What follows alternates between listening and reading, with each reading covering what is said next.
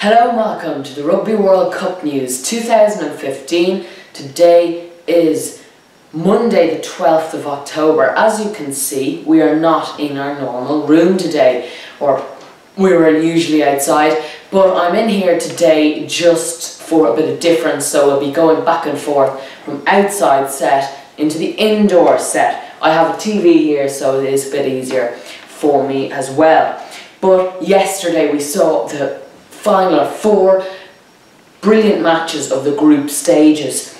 That included Ireland and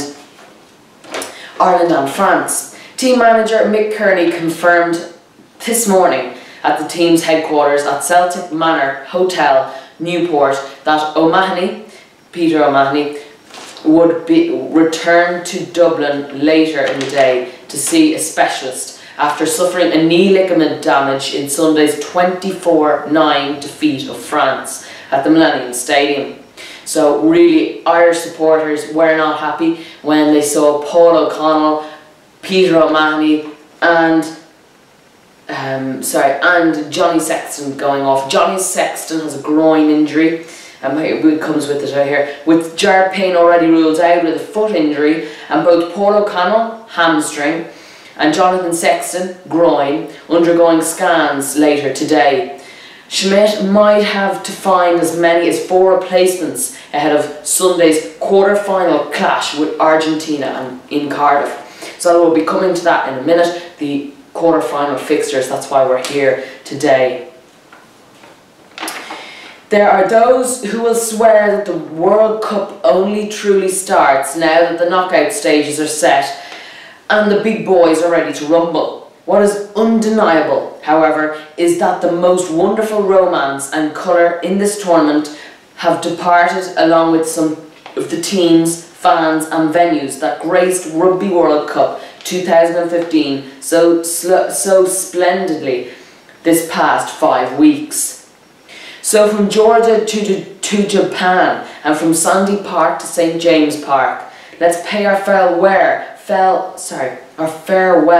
tribute to those at England 2015 who may have gone but who are most certainly not forgotten. We've had brilliant moments in the pool stages. Japan beating South Africa, a shock defeat. We've had some brilliant wins for teams and teams that have come close to winning. So thank you all teams in the pool stages for a brilliant 5 weeks, and now it's coming into the knockout stages, but still we have 8 teams left in Rugby World Cup 2015 all battling it out. I'll give you the fixtures for the quarterfinals now in a minute.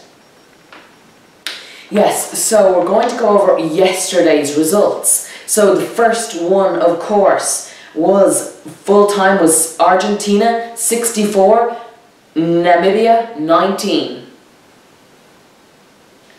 Then Italy 32, Romania 22. So a win for Italy, that ensures they will get automatic qualification for Japan 2019.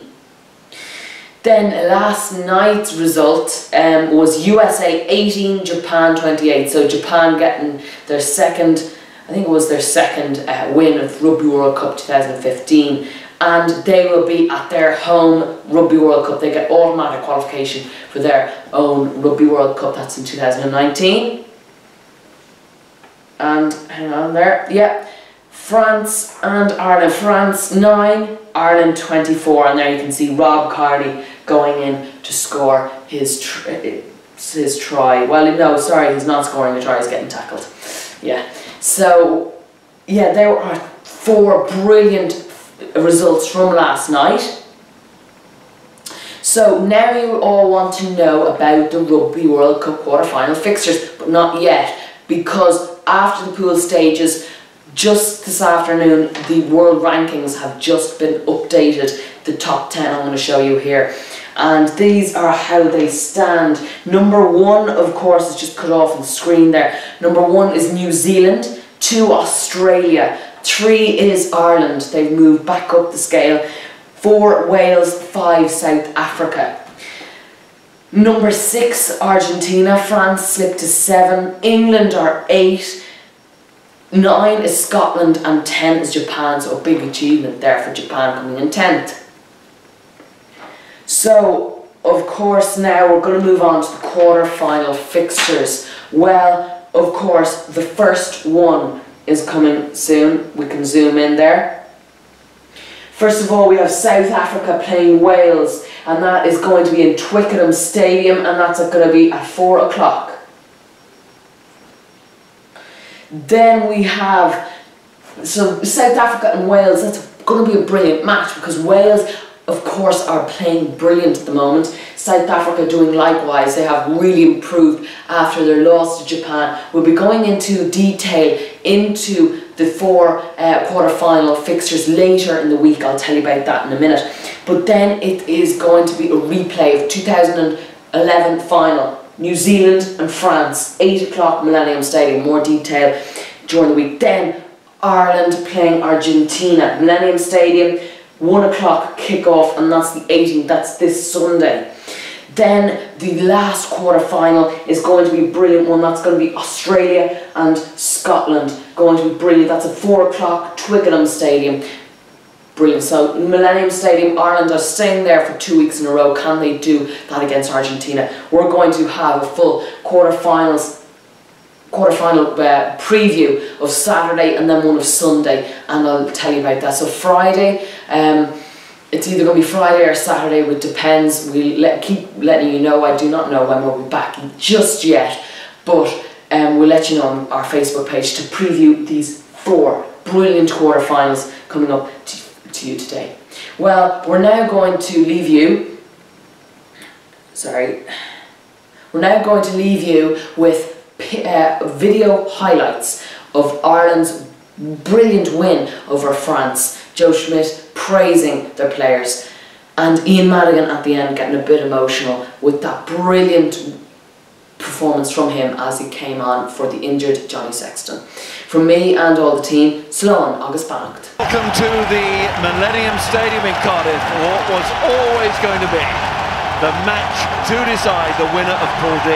It's Ireland versus France for that top spot. A match that really matters, not in the do-or-die sense, but the implications could be huge. We'll work together with Joe Schmidt, with Leinster. This time there will be a penalty. Sexton with a drop goal, might not have to take it. See what happens here. No post this time. We know he's got the distance. It's one of the loudest noises of the day. Might be on here, Sexton. And he's been clattered to the floor there. Really is in the walls. He knows more than we do. I'm pretty hopeful they can get him back out on the field again. As Madigan comes on.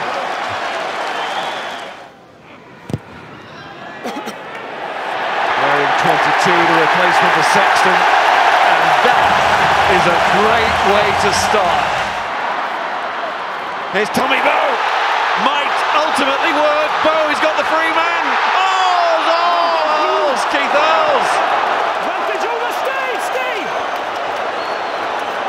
The line was calling him. You think it's a try. Everyone thought it was a try. Massive opportunity lost. Picamole's involved once more. But looking to use his strength is O'Brien. Ireland coming alive here. Penalty coming as well.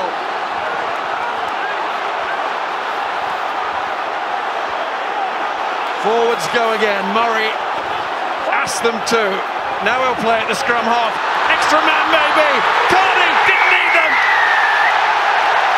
They're fully alive, all right.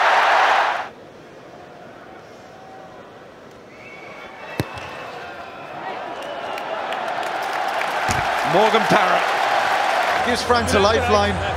Back to 5 points now. McGrath. Murray to Henderson. Slips another tackle. Henderson's going here.